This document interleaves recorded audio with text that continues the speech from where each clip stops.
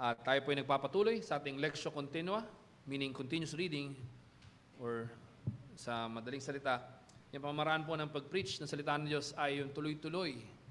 Hindi po yung according to the whims of the preacher, kundi kung ano po yung pinahayag ng Diyos sa atin. No? Kaya last year, nakalimutan ko nung kaya tayo nag-start, no? But we were blessed to have the privilege to start preaching from Genesis. And ngayon po ay tayo nasa Genesis chapter 18, verses 16 to 33. Ano man pong version ang inyong hawak, sundan niyo po sa inyong mga mata sa pagbasa ng salita ng Panginoon. Pagkatapos po tayo ay mananalangin para po sa pagpapala ng Diyos. If you are able, please stand as we read God's Word this morning.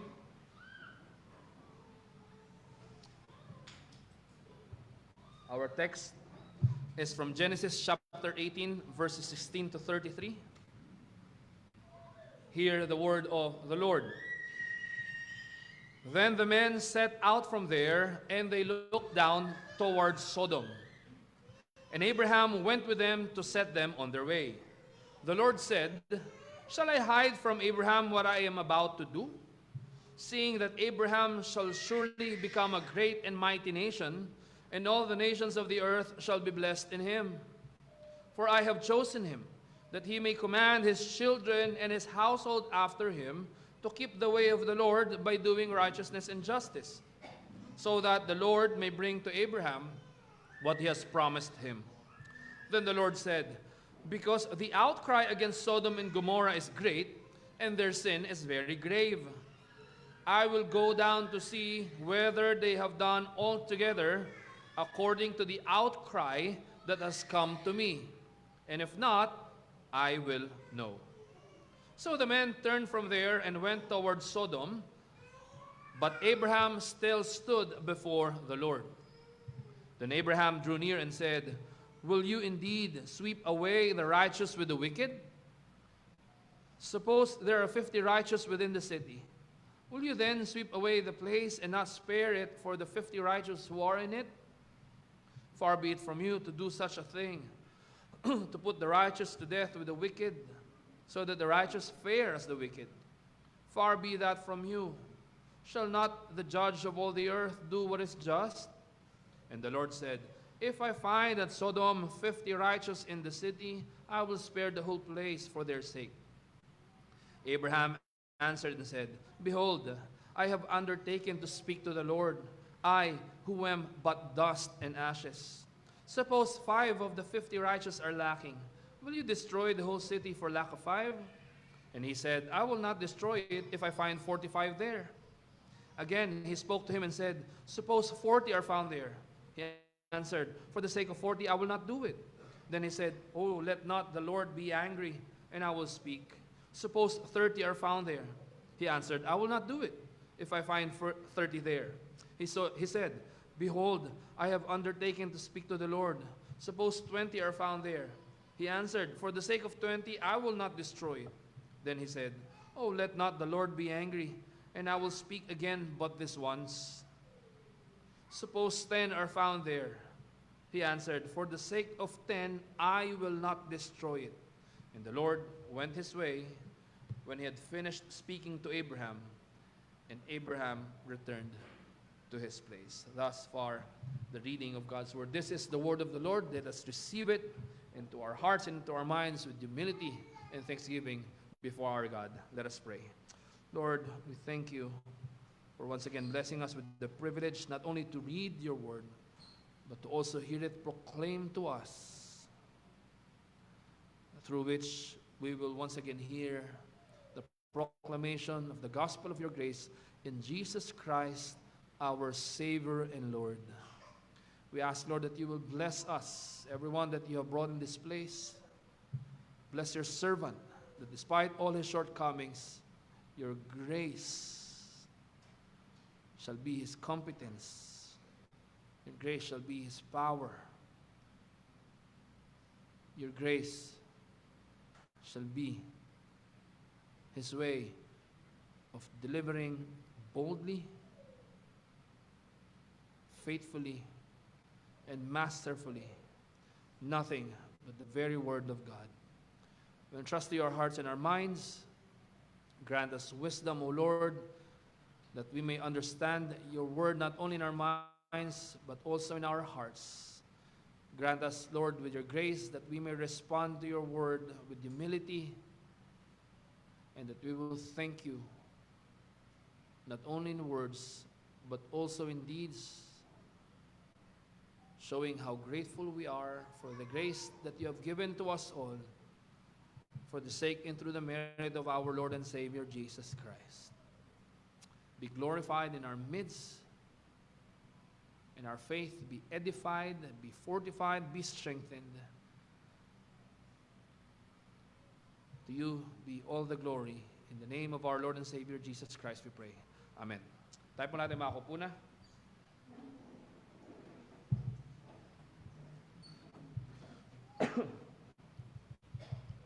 Title po ng ating sermon ngayong umaga ay For God is Coming, the Judge of the Nations. Again, For God is Coming, the Judge of the Nations. Noong nakaraang Lord's Day, bagamat ako po ay nasa kabanatuan, we are blessed na ipinagpatuloy po dito po sa ating congregation ang preaching sa Genesis. Kaya naman last Sunday, through Genesis 18 verses 1 to 15, naipakita sa inyo kung paano kinonfirm ng Diyos yung kanyang pangako kay Abraham at kay Sarah na kanyang asawa.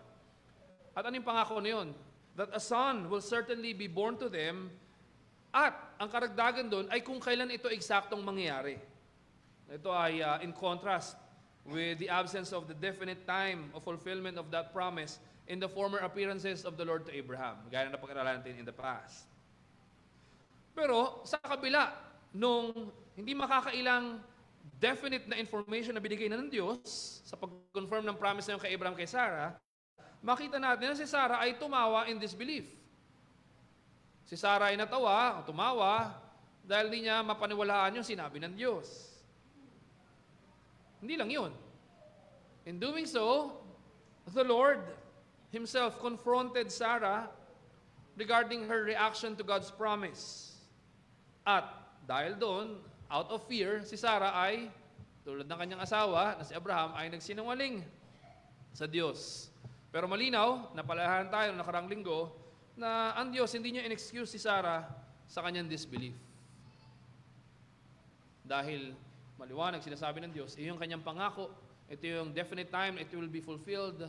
Panghawakan niyo ang pangako na binigay ng Diyos sa inyo. Sa pagpapatuloy ng Genesis chapter 18, lalo na sa pericope na ito, makita natin sa verses 16 to 33, may bagong scene. It presents a new scene in which God, or after God revealed to both Abraham and Sarah when exactly His promise will be fulfilled to them, dito naman makikita natin, God now reveals to Abraham what he shall to do to Sodom and Gomorrah. And it's worth noting na sa Genesis 18 verses 1 to 15 at Genesis 18 verses 16 to 33, may mga ilang parallels na hindi natin dapat makalimutan. Sa verses 1 to 15, makita natin yung men, which are no ordinary men, kundi ito ay mga temporal na manifestation ng Diyos, para makita sila ni Abraham. They arrived in Mamre, pero sa verses 16 to 33, makita natin, matatapos yung scene, or aalis sila, sa verse 16, ng Mamre, at matatapos yung scene dun sa Mamre. Makita natin yan sa lugar na yun kung saan nakatira si Abraham. Mamaya, as we progress sa ating pag-expose ng pericope nito, makikita natin yung mga ilang parallels din na worth noting. Nang sa gayon, maintindihan natin ano yung drama presented in this piece of history of God's redemption, kung saan hindi lang tayo madadagdagan ng bagong information, kundi mapagtitibay din sa ating puso't isipan na ang nangganap sa particular na punto na ito ay walang iba kundi paghahanda rin sa kaganapan ng katuparan ng pangako ng Diyos na inapahayag sa atin sa pamamagitan ng Ebanghelyo ni Kristo Jesus. Kaya ngayong umaga, sa verses 16 to 33, dalawang bagay gusto kong tingnan natin ng may buong atensyon. at makita natin kung gaano kayaman, gaano kahiwaga, gaano kamangha-mangha ang biyaya ng Diyos para sa atin. Lalo pat biyayang tinanggap natin sa pamamagitan ng ating Panginoon Kristo. Sa verses 16 to 21, tingnan natin mga kapatid. Abraham as God's confidant. I believe ito ay nakasama sa inyong nakaprint sa ating liturgy. Tama po ba? Tama? Okay. So for our first point, verses 16 to 21, Abraham as God's confidant. Second and last, the verses 22 to 33, God as Abraham's confidence. God as Abraham's confidence. So for our first point, yung ating titingnan sa verses 16 to 21, Abraham as God's confidant. And second and last, sa verses 22 to 33, God as Abraham's confidence. Let's begin expounding our first point. Balikan natin yung verse 16. Tingnan natin mga kapatid. Then the men set out from there. Saan yun? Sa Mamre. And they looked down towards Sodom. And Abraham went with them to set them on their way. Pansinin natin yung sinasabi rito. Yung nagpakita dito kay Abraham ay walang iba kundi ang Diyos. Hindi siya at Yahweh. Yung pangalan kanyang pinagkalob, hindi ba? Yung pamaraan ng kanilang pagtingin sa Sodom, hindi lamang ito literal. No? Yung term na sinasabi dito, they look down on Sodom, hindi lang dahil talaga nasa baba kasi yung Sodom, at mas taas yung lugar na yung Mamre, pero ito ay meron ding sense of judgment. Kaya makita natin consistent throughout the whole scriptures, when God looks down, wala itong ibang kino-convey kundi ano. Sa positive side, yung God looks down, ibig sabihin, yung awa ng Diyos, no? When He looks down to us, kasi He's lofty in the heavens, and tayo lowly here on earth. Isa yung pamaraan ng pag-communicate ng salita ng Diyos. Pero dito, makita natin, yung pag-communicate na, and they look down towards Sodom, hindi lang yun literal sense, but also that sense of judgment. Kaya consistent throughout the scriptures, makita natin, when God looks down, no, on its negative aspect, nakaamba yung paghuhukom ng puot ng Diyos. And this, in verse 16, it sets sa readers kung ano yung mga mangyayari sa mga susunod na verses and also chapters as well. Pero, tingnan natin kung ano yung ginawa ni Abraham. And Abraham went with them to set them on their way. Ano ibig sabihin nito?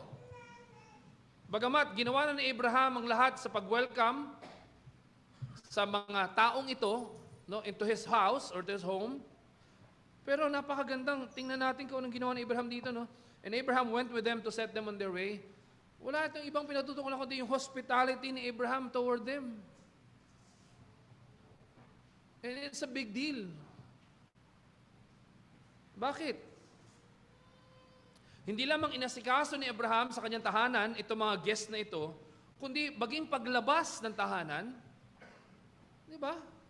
Sinigurado ni Abraham that they will have yung maayos na pagtungo sa kanilang dapat patunguhan. Ganito sinabi ni Matthew Henry, He went with them to bring them on the way as one that was loth to part with such good company and was desirous to pay His utmost respects to them. Di ba? Kahit naman sa ating ordinary setting, when we are able, pag may bisita tayo, hindi lang i-welcome natin sa bahay, kundi, kunyari, paalis na, siguro din lalabas din tayo. That's exactly what Abraham did here, yung hospitality. And in fact, yan yung basis ng exhortation sa Hebrews chapter 13 verse 2. Basahin niyo yung mga Bible sa Hebrews 13 verse 2. Do not neglect to show hospitality to strangers, for thereby some have entertained angels unaware. While dito sa Abraham, he's not unaware. No? Aware siya na hindi ito ordinary man, kundi ito ay physical manifestation o temporal ng Diyos para makapag-communicate ang Diyos kay Abraham. No? Pero ganun ka-importante yun mga kapatid, yung hospitality. And that reminds you to attend yung women's study group mamaya, where we will study, I will commence yung pag-aaral tungkol sa hospitality. Hindi yun, it's no small thing. It's no small thing to be hospitable, to welcome people into your homes. not only to make them eat that sumptuous or delicious meal that you have prepared, but to take that opportunity to show that you love them, that you welcome them by grace, because you yourself was just welcomed with love by the Lord. Pero hindi natapos dito, no? Verse 16 pa lang ito, no? Let's continue. Verse 17. Tingnan natin, no? And this will expose it ng mas malinaw. Yung sinasabi natin dito sa ating first point, Abraham as God's confidant. Verse 17. Sabi ng Panginoon, itatago ko ba kay Abraham yung aking gagawin? Pinili ko si Abraham, no, upang maging great and mighty nations. As pamamagitan niya, lahat ng bayan sa buong mundo ay mapagpapala sa pamamagitan niya. Sa verse 19, for I have chosen him that he may command his children and his household after him to keep the way of the Lord by doing righteousness and justice, so that the Lord may bring to Abraham what he has promised him. Walang ibang pinututukulan ng Diyos dito kundi yung covenant that He has graciously established with Abraham. That through him, na bagamat siya'y matanda na, at bagamat yung kanyang asawa ay barren, meaning imposible sa kakayanan ng tao na sila'y magkaanak, lalong higit na imposible na siya'y maging father of many nations. But the Lord has spoken that this is what He promised to Abraham, and He will surely do it. Because Abraham was chosen to be what? To be recipient of God's covenant blessings. Kaya dito mga kapatid, no, for you to understand better, yung Abraham as God's confidant, ang ganda ng ginawa ng Diyos dito. That by divine condescension, now He gives this cordial disclosure. By God's divine condescension, what Abraham received is that cordial or hearty or heartfully disclosure. Pinaalam ng Diyos kung anong kanyang kalooban. Hindi tinago ng Diyos ang kanyang kalooban kay Abraham. Bakit? At least may dalawang dahilan kung bakit ito niloob ng Diyos na maganap o mapagpala kay Abraham. Na si Abraham ay confident ng Diyos. Yung unang dahilan dito mga kapatid ay de-destroy ng Diyos yung Sodom at Gomorrah. Lulupigin, lilipulin ng Diyos. Ibig sabihin, He will wipe Sodom and Gomorrah off of the face of the earth. At yung antithesis nun, ay that Abraham will prosper. That through him, not only one nation, but all the nations of the earth shall be blessed. Pinapakita dito yung direct contrast. Sodom and Gomorrah will be cursed, but Abraham shall be blessed. At ito pa, hindi lang yun for the sake of being blessed, pero pinapakita rito mga kapatid, lalo na sa verse 19, kung ano yung gagawin ni Abraham with this knowledge that the Lord has disclosed to him. Ang ganda ng sinabi rito mga kapatid. Balikan natin yung sinabi ng ating Panginoon. For I have chosen him. Para saan? Not only to have more knowledge, but God has really chosen Abraham to be His instrument so that his posterity will know and fear the Lord. Yun sabi sa verse 19. For I have chosen him that he may command his children and his household after him to keep the way of the Lord by doing righteousness and justice, so that the Lord may bring to Abraham what He has promised him. And what will happen to Sodom and Gomorrah will not happen to him and his posterity. Napakatindi ng privilege na binigay ng Diyos dito kay Abraham. To be God's confidant.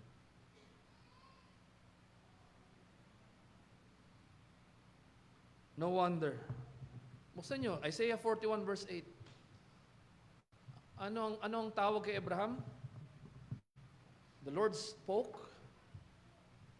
Ito sabi ng Panginoon, Isaiah 41 verse 8, Abraham, my friend.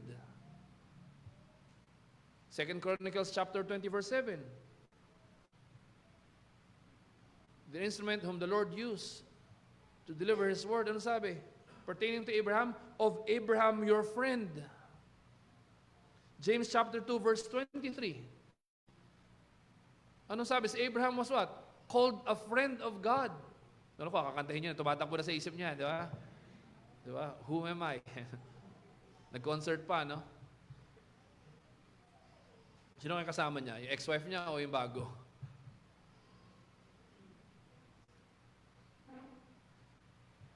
Pino mo, the Lord calling Abram, no, yung kanyang dating pangalan, no, from paganism and idolatry in the land of Ur of the Chaldees. No? Ang dami ng sablay ni Abraham, hindi ba? Pero dahil sa matinding katapatan ng Diyos, makita natin dito, hindi lamang utusan si Abraham, kundi niloob ng Diyos na maging ano? Si Abraham ay pagkalooban, nakapahiga ng kalooban ng Diyos. So much so that Abraham was called a friend of God. No? Alam ko lahat kayo kumakanta. No? Introhan natin.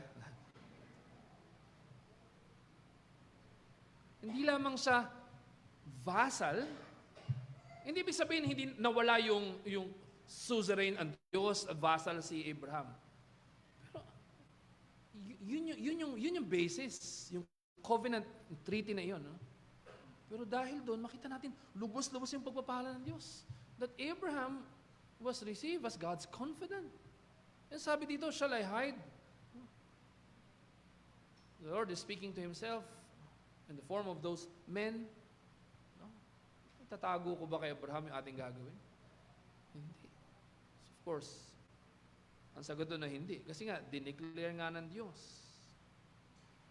Bino mo, yung Almighty King, the sovereign ruler of all, has chosen this man of dust to be recipient of that, not only information, but knowledge and wisdom as well. Na yung lihim sa iba, ipinagkaloob ng Diyos kay Abraham. Bakit? Kasi si Abraham ay ano, ang turing ng Diyos kay Abraham ay kanyang kaibigan. Napakatindi tayo. Pag meron nga, di ba, marami tayong claims to fame. Kahit hindi naman tayo kilala nun, pero kilala natin, no, kilala ko yan. No, may kanya-kanya tayong kwento. Kwento mo yan eh, di ba? Ganun talaga. Lalo na kung it will be to our advantage. No? Ganun naman talaga yun. Pero, if we revel in the opportunities that we have, no, to be identified with someone who is famous, no? Sabi ko nga yung ano, ilang occasions ako kasama sa nagtuturo sa Sunday School kung saan yung sino to, yung ni-remake yung High School Musical in Bida Role, kasama ako sa nagturo sa Sunday School kung saan kabilang siya. So that's one of my claims to fame, no? Di ba? Yung mga ganun. Ay, ano yun? Naging student kayo sa Sunday School. Alam ko yung buong pangalan. Di ba? Joshua Bassett. Yung partner ni Olivia Rodrigo. Ayun. Pero hindi niyo kilala. Hindi niyo matandaan, syempre. No? Isang taon lang ako sa church na yun sa US. Pero pwede tayo mag-claim ng ganun. Isipin mo kung kilala mo si Manny Pacquiao na hindi yung gaya ng mga makakita natin sa TV. No? Pero talagang kilala.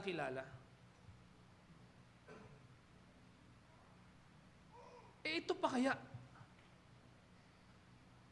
Makita natin dito kay Abraham, siya'y tinuring na kaibigan ng Diyos. Pero yung tanong mga kapatid, no, isn't this exactly, or actually greater than this, what Jesus has done for us? Parang sabihin nyo, hindi naman ako si Abraham. Pero yung ginawa dito ng Panginoon, it's a foretaste of what Jesus Christ has actually done for us, na essentially yung fulfilled ng promise kay Abraham. Buksan niyo yung sinasabi ng salita ng Panginoon, John 15:15. Anong sabi ng Diyos? Anong sabi natin Panginoon sa Kristo? No longer do I call you servants, for the servant does not know what his master is doing, but I have called you friends. For all that I have heard from my Father, I have made known to you. Hindi ba? O, tumatawag na yung friend niya. Pwede mo sabihin, hindi naman ako si Abraham, kaya hindi. Ano lang to, down payment lang to. This is looking forward. Doon sa pagpapalang tatanggapin ng lahat ng sasampalataya, doon sa tunay na seed ni Abraham, and that is the Lord Jesus Christ. No. When I was studying this text, I couldn't help but,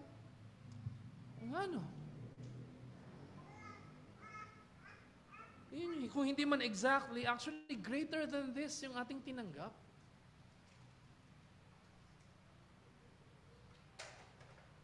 What a tremendous privilege and honor. In our first point, we say Abraham is God's confidant. Because of what God has done for Abraham here, by His grace, by His divine condescension, he received that cordial disclosure.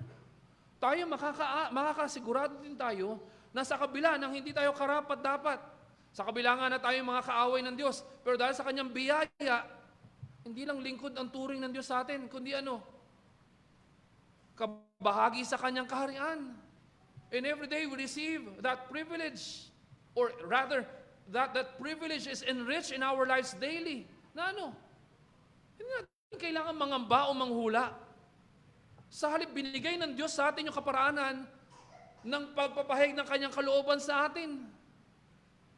Hindi lang dahil tayo mga alipin ng Diyos. Yes, nanatili yun, alipin tayo ng Diyos, pero dahil doon, nilob niya na tayo maging Kanyang lingkod. So much so, ng Kanyang kalooban para sa atin ay Kanyang maging mga anak. Sa pamagitan ng Kanyang bugtong anak na si Kristo Jesus. Kaya mananampalataya, hindi ka man yung pinakamagaling.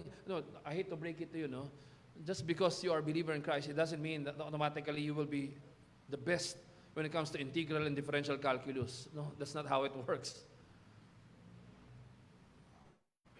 Hindi ganon. Hindi man ikaw ang pinakamatalinong tao sa classroom, pero kung ikaw ay anak ng Diyos,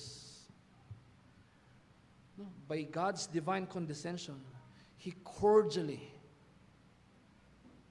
or heartily discloses to you His will. Well, of course, that does not mean that we will comprehensively know the mind of God. But what we may not comprehend fully, we may apprehend truly. Kaya tayo hindi tayo iniiwan sa ere nakatiwangwang. Nakatitiyak tayo na pinahayag ng Diyos sa atin ng Kanyang kalooban. At yun? Tayo yung ma-conform sa image ng ating Panginoon Kristo. Napakatindi ng pribilehiyo na binigay ng Diyos sa atin. If Abraham is God's confidant, as we can see here, yun din yung ginawa ni Kristo Jesus para sa atin, na siyang katuparan ng pangako ng Diyos kay Abraham.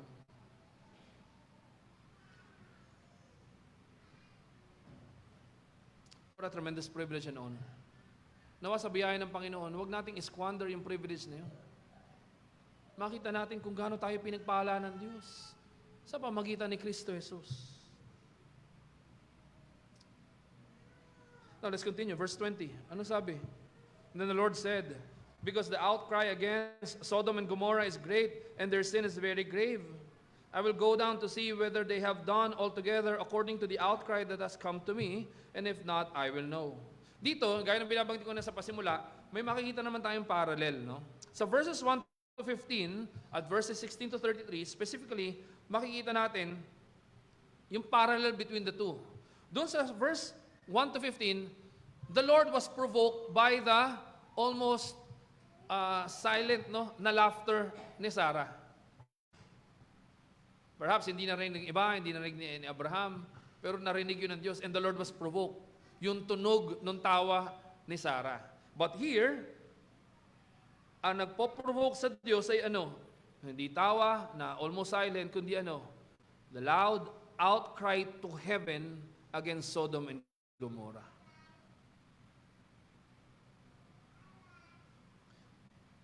No, hindi ibig sabihin dito, ay meron palang hindi alam ng Diyos.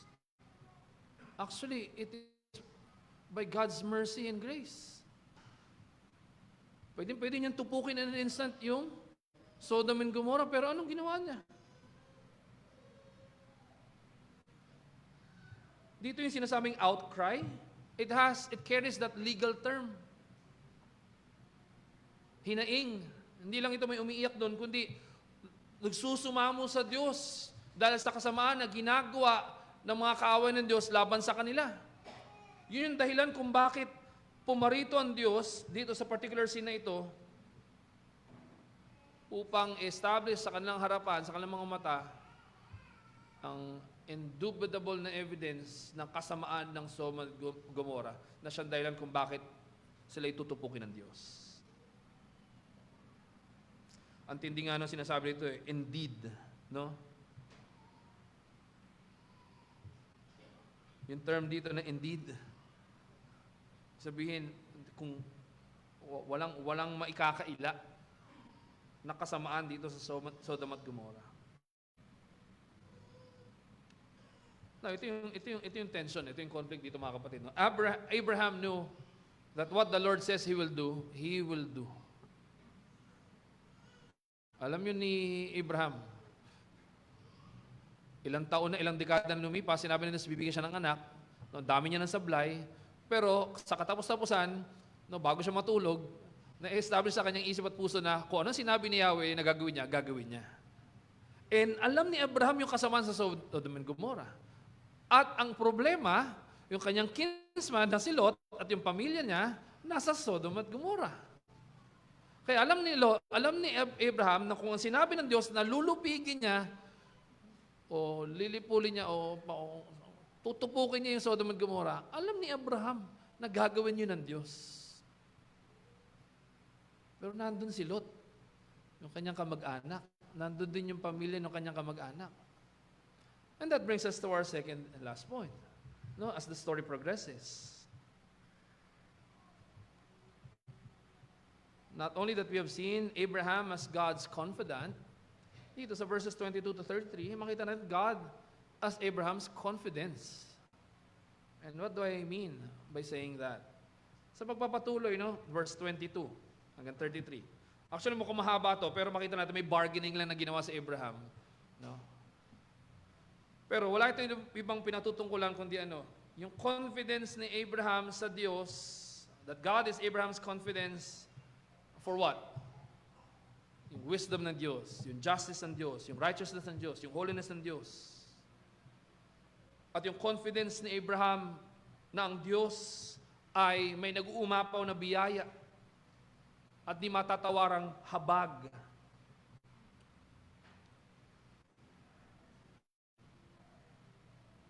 Sabi dito mga kapatid, no? Nung sila'y on the way, nangusap si Abraham sa Diyos. Sabi ni Abraham, siya'y nag-a-appeal or he is presenting his plea. O Panginoon,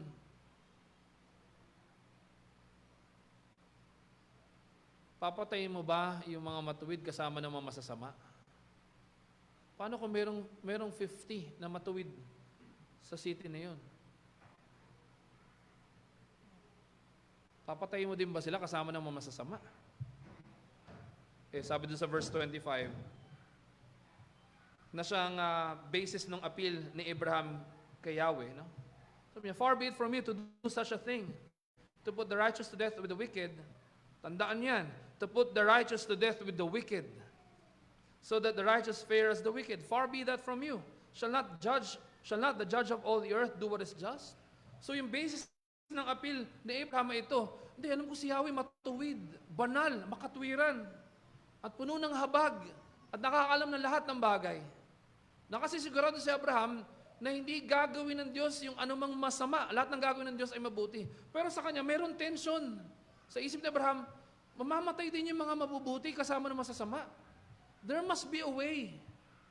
Hindi pa pwedeng i-contradict ng Diyos yung kanyang kabutihan. Kaya nag-appeal si Abraham. Bakit?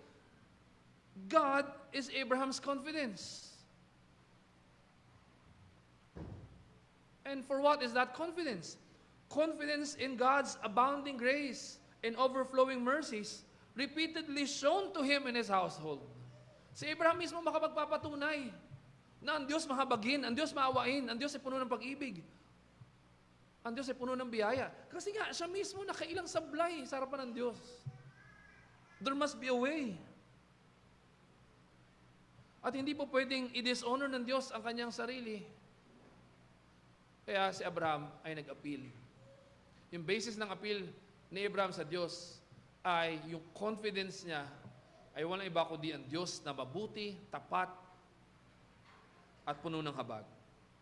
Tingnan natin muli yung parallels, no? Sa verses 1 to 15, merong rhetorical question. At gayon din sa verses 16 to 33, meron ding rhetorical question na nagpa-parallel dun sa what was earlier asked. Dun sa verses 1 to 15, ano yung tanong dun? Is anything too hard for the Lord? Hindi ba? Nalala nyo last Sunday? Is there anything too hard for the Lord? Dito naman, yung rhetorical question, pag sinabi ng rhetorical question, it's a question na hindi naman kailangang sagutin kasi obvious yung sagot. So, is anything too hard for the Lord? Nothing. It's a rhetorical question. May rhetorical question din dito sa verses 16 to 33. Ano yun? Shall not the judge of all the earth do what is just? Of course, he will do what is just. He cannot not do what is just. Ito pa, another parallel. So verses 1 to 15, tahimik si Abraham, hindi ba? He was quiet. He was a quiet host. Pero dito, Abraham boldly and importunately appeals to the Lord. Nakakalungkot man, pero ito yung nangyari. Doon sa verses 1 to 15, he did not plead nor intercede for his wife, Sarah. Hindi ba? Pero dito, makita natin, Abraham acting as what? As an intercessor. Pleading and interceding for the sake of Sodom and Gomorrah. Pero, huwag tayo mamali na isipin na itong ginagawa ni Abraham ay kalapastanganan sa Diyos. Hindi. Makita natin repeatedly kung paano pinakita ni Abraham with authentic humility and not with awful hubris. Authentic humility. Ganun kaingat si Abraham sa pangusap sa Diyos dahil alam niya yung tunay niyang kalagayan sa harapan ng Diyos. Kaya nga sabi dito, I am who but dust and ashes.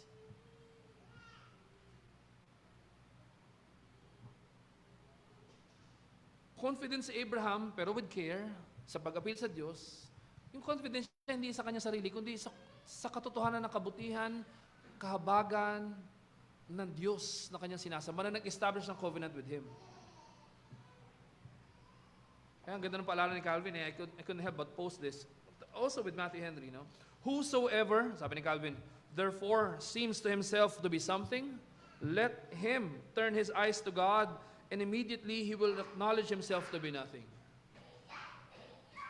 Kung meron kayong problema sa mataas sa pagtingin sa sarili niyo, huwag kayo kasing tumingin sa inyong sarili, tumingin kayo sa Diyos, and automatically you will see how lowly you are. Ito pa, from Matthew Henry, whenever we draw near to God, it becomes us reverently to acknowledge the vast distance that there is between us and God. He is the Lord of glory. We are worms of the earth. Yun yung katotohanan. Kaya sa Bible consistent yun, I am but a worm. No, hindi ibig sabihin, hindi tayo nilikha sa wangis ng Diyos. Pero dahil sa katotohanan na hindi lamang dahil tayo finite compared to the infinite one, but because of our fallenness to sin, ganun kababa yung pagkakasadlak sa atin. Kaya nararapat, whenever we appeal to the Lord, makita natin how lofty He is and how lowly we are. And that is exactly what is exemplified here. Pero makita natin, ganun kakulit si Abraham. Bakit? Di ba? From 50 to 45, tingnan nyo, isummarize natin itong mahabang passage nito. From 40 ay 50, tumawad si Abraham. Paano kung 45 lang? From 40, sabi ng Diyos, ay from 50, hindi ko for the sake of 50 righteous, hindi ko di-destroy yung Sodom and Gomorrah. Eh, paano kung nabawasan ng 5? 45 na lang, Lord. Hindi pa rin, sabi ng Diyos. Sabi ni Abraham, paano kung 40 na lang? Hindi ko pa rin lulupigin. Kung 30, hindi. Kung 20, hindi. Kaya sabi ni Abraham, Lord, ito na yung huling kong appeal. Huwag kang magalit sa akin. Ha? Paano kung 10 lang? 6 times na nag-plead si Abraham sa Panginoon. And in every plea, the Lord answered him. Tandaan niyo yan. 6 times na nag-appeal si Abraham, nag-plea si Abraham kay Yahweh, and in every plea, the Lord graciously answered him. Anong sabi ni Abraham? Paano kung merong, yung huling bargain ni Abraham, tatandaan nyo to, no? Kasi narinig nyo to sa akin, no? We don't have any bargaining power over the Lord. This instance ay nireserve ng Diyos kay Abraham. Hindi mo makikitang mauulit ito sa iba. 6 times na nag-plead si Abraham kay Yahweh, and every plea was answered by the Lord. Ano yun? For the sake of, doon sa kaduluduluhan na, yung huling tawad, no? Laban o bawi. Huling tawad, 10 lang, Lord. Paano kung 10 lang? Siyempre, yung city of Sodom and Gomorrah, ano yun? Flourishing yun. And later, if-flesh out natin ito sa next Sunday. No? Hindi agad kabaklaan o kalasuan yung matinding kasalanan doon. May naunang kasalanan, bakit umabot doon? That city was flourishing. So, ibig sabihin, if the city was flourishing, maraming tao. Pero nung huling bargain ni Abraham, Lord, kahit 10 lang, hindi mo pa rin lilipulin ito? Hindi. Sabi ng Panginoon, hindi ko. For the sake of the 10 righteous, hindi ko lulupigin yung buong city.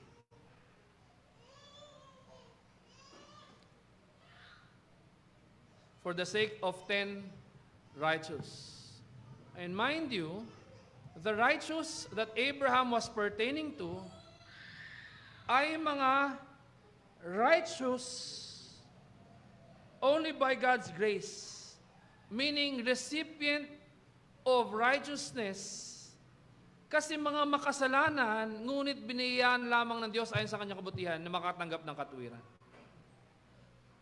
And yet, for the sake of 10 people who were made righteous by God's grace, the Lord will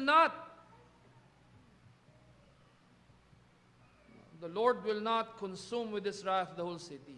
Now, ito yung tanong, mga kapatid. Ito yung tanong. How much more, pakinggan nyo mabuti, how much more, for the sake and through the merit of the one and only perfect, blameless, eternal, righteous Son of God, kung para sa kapakanan ng 10 makasalanan, ngunit dahil sa biyaya ng Diyos, ginawang matuwid, hindi niya tutupukin yung city.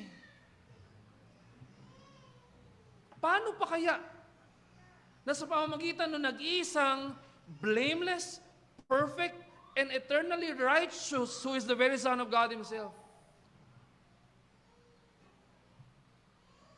Kaya hindi lamang si Abraham na ang confidensya sa Diyos, kundi tayo who are children of Abraham, through faith in Jesus Christ as the eternal righteous one, we may have that confidence in our hearts.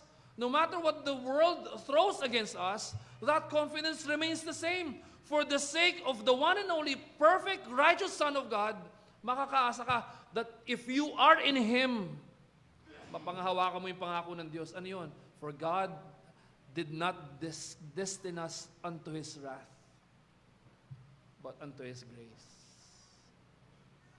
Kung ikaw ay mananampalataya ni Kristo Jesus, kahit alam mo sa iyong puso na darating ang araw na tutupukin ng Diyos ang sanlibutan na ito, makakaasa ka na kung ikaw'y mananampalataya ni Kristo, kung ikaw'y nakay Kristo, for His sake, you will not be consumed by God's wrath.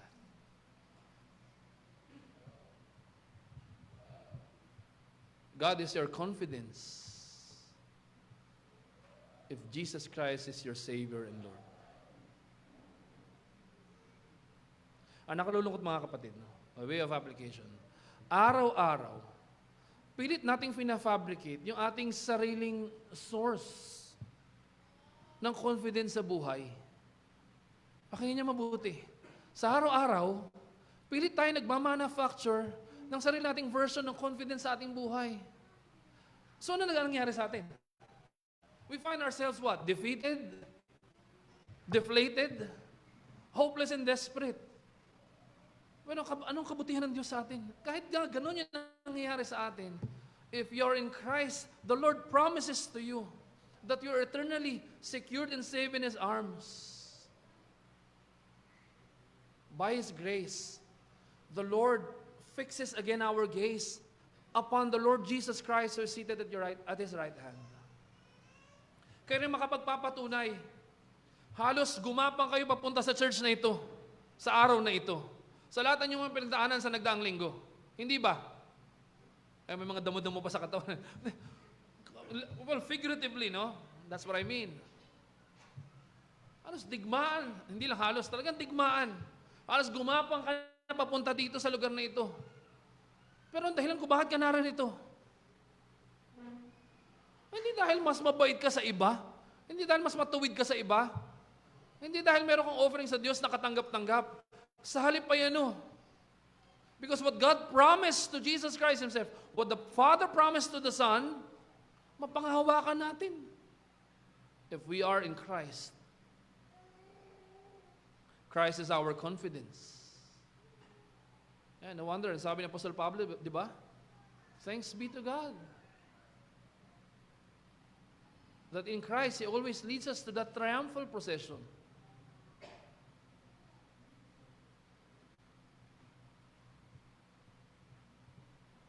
Ganda ng pahayag ng Panginoon. No longer I call you as friends.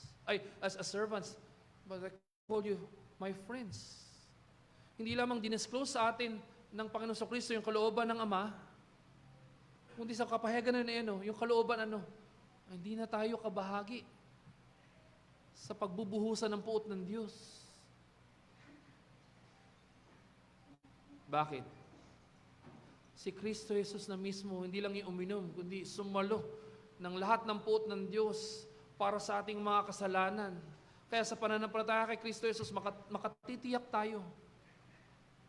Makatitiyak tayo that although that God is coming, the judge of the nations, the Lord has already judged us. Naunawaan ba natin, mga kapatid? Ito yung tanong, why would you fear the coming of the judge of the nations when He has already pronounced the verdict for you?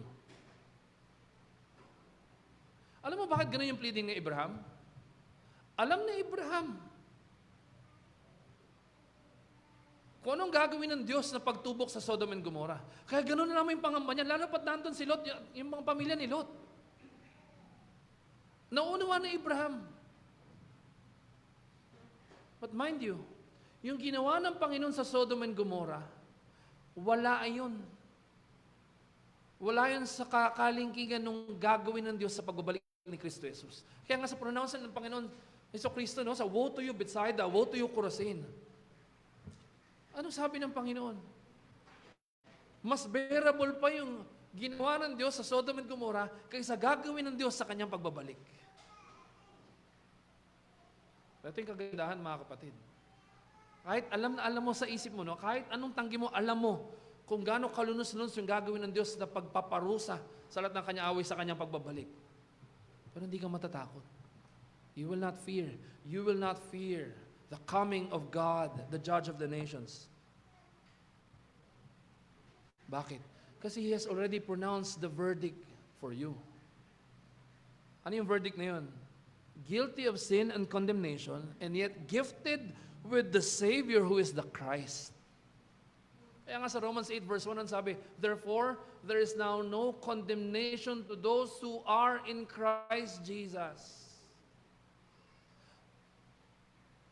Kahit anong mangyari sa mundo na ito, at ano yung gagawin ng Diyos sa kanyang pagbabalik, sa pagbabalik ni Kristo Jesus. Ayon sa kanyang salita, tupukin ng buong sanlibutan at lahat ng kanyang kaaway ikukonsume with His wrath. Hindi ka matatakot. Bakit? Echoing what Apostle Paul himself has written for us. Diba? Who shall separate us from the love of Jesus Christ? Ano yung dapat natin katakot? Tribulation, famine, hunger, nakedness, or even death?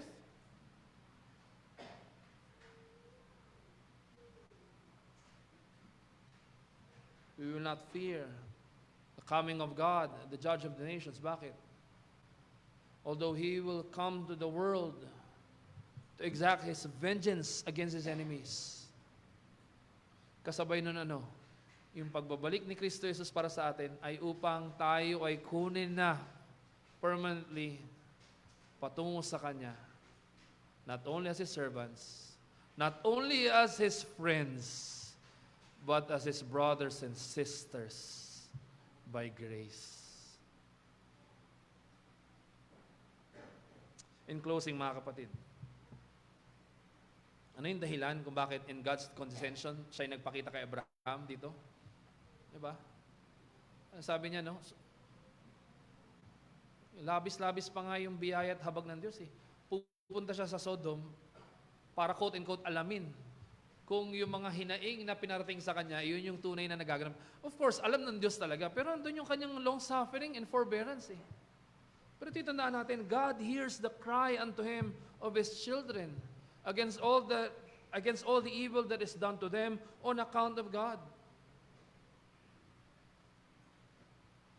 Dinidinig ng Diyos ang lahat ng hinaing, ang iyak at higbi ng kanyang mga anak, complaining sa lahat ng kasama na ginagawa sa kanya, laban sa kanila, dahil sila ay mga anak ng Diyos.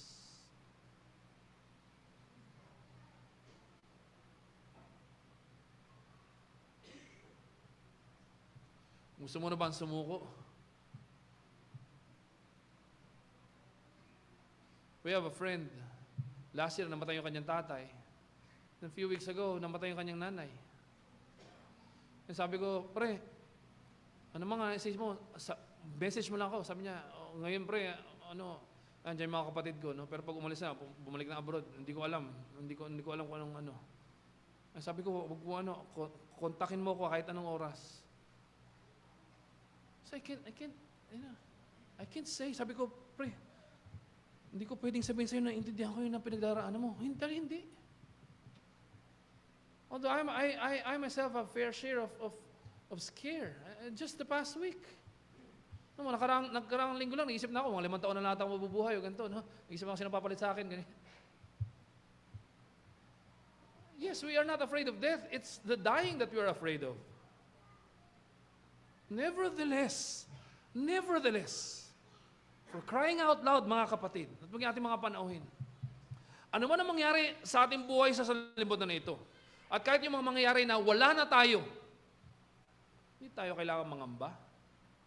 Hindi natin kailangan magduda. Bakit? Kasi nakatitiyak tayo.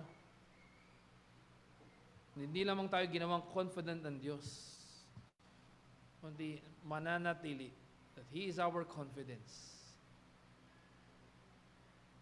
Na yung kanyang habag, biyaya at pag-ibig ay hindi lamang pinagkaloob, kundi binuhos niya sa atin immeasurably for the sake and through the merit of our Lord and Savior Jesus Christ. Kaya kung hanggang ngayon, pilit ka pa rin nag-i-imagine sa sarili mo na makapag-manufacture ka ng mga bagay-bagay para masabi mo yun yung confidence mo sa buhay na ito. Today, if you hear His voice, do not harden your hearts. Come to the Lord Jesus Christ.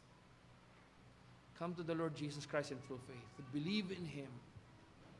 He is the only way for you to have that peace and comfort, not only in body but also in soul, not only in life but also in death. Come to the Lord Jesus Christ. He has already died on the cross in your stead, in your place, in my place. And He also grants us the privilege not only to hear the gospel proclaimed to us, but also to see the gospel made visible to us through the sacrament of the Lord's Supper. Na minamahal na mga kapatid, hindi lamang mga communicant members dito sa Field of Grace Reformed Church, kundi sa mga patuloy na dumadalo at mga panauhin. Huwag ka na mag-atubli, huwag ka na magpatumpik-tumpik pa. Ituon mo ang iyong mata kay Kristo Jesus. Dahil siya lamang ang tanging Panginoon ng tagapagligtas.